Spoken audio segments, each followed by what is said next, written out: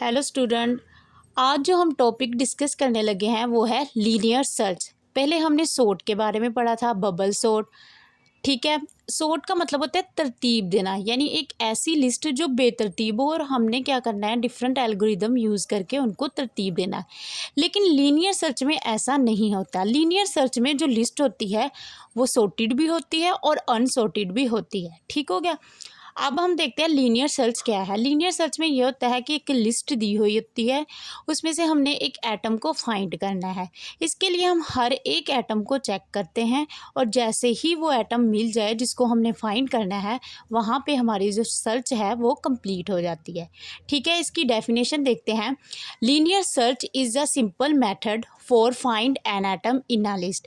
क्या होता है कि लीनियर सर्च एक सादा सा तरीका होता है जिसमें हम क्या करते हैं कि एक लिस्ट में से, इस तरह देखें, ये लिस्ट दी गई है, इसमें से हमने एक एटम को फाइंड करना होता है। फॉर एग्जांपल, की इक्वल है 40। यहाँ पे की का मतलब है वो एटम जिसको हमने फाइंड करना है। ठीक है, हमने 40 को फाइंड करना है। तो लिस्ट में से हम देखेंगे सबसे पहले, ये देखें लिस्ट में ये जो नंबर दिए गए हैं इसको हम बोलते हैं एलिमेंट। ठीक है, 0 1 2 3 4 5 इनको हम बोलते हैं इंडेक्स, लोकेशन या एड्रेस जहाँ पे ये नंबर स्टोर किए गए हैं। देखें 11 जो है 0 इंडेक्स पे है, 23 जो है 1 इंडेक्स पे है, 29 2 इंडेक्स पे।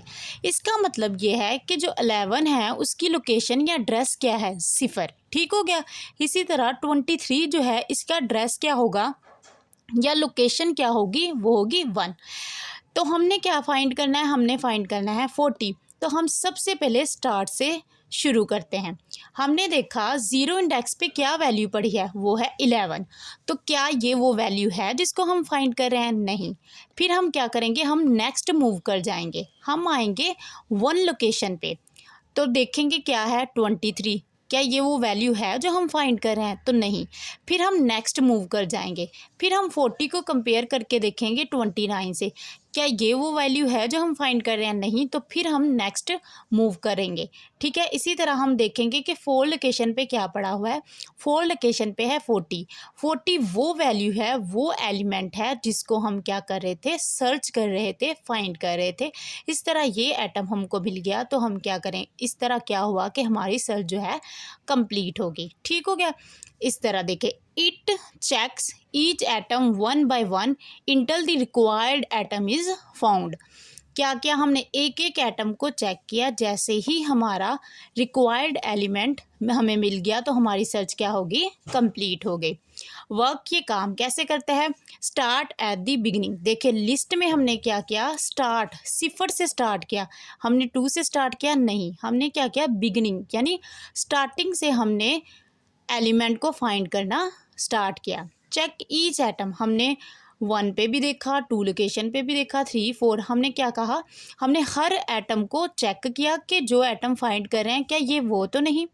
मूव टू द नेक्स्ट, जब हमने 0 लोकेशन पे देखा कि 11 है तो हमारा एटम जो हम फाइंड कर रहे थे वो नहीं मिला, तो हम नेक्स्ट एलिमेंट पे मूव कर गए। रिपीट। तो फिर जब यहाँ पे भी एटम नहीं मिला तो फिर हमने क्या किया, अगले एलिमेंट को सर्च किया कि और 40 के साथ कंपेयर करके देखा। ठीक है, इस तरह ये अमल चलता रहेगा, रिपीट होता रहेगा जब तक हमें हमारा एलिमेंट ना मिल जाए। एग्जाम्पल 2 ये ली है हमने, ये सिटी नेम है जैसे कि FSD, LHR यानी फैसलाबाद, लाहौर, पेशावर, कोयटा। ठीक है, यहाँ पे हमने क्या करना है, हमने पेशावर को सर्च करना है। तो हम क्या करेंगे, सबसे पहले हम देखेंगे यहाँ पे लोकेशन 0, फैसलाबाद 0 लोकेशन पे, लाहौर 1 पे, पेशावर 2 और ये कोयटा 3 लोकेशन पे। अब हम जाएंगे 0 लोकेशन पे और देखेंगे क्या यहाँ पे पेशावर है।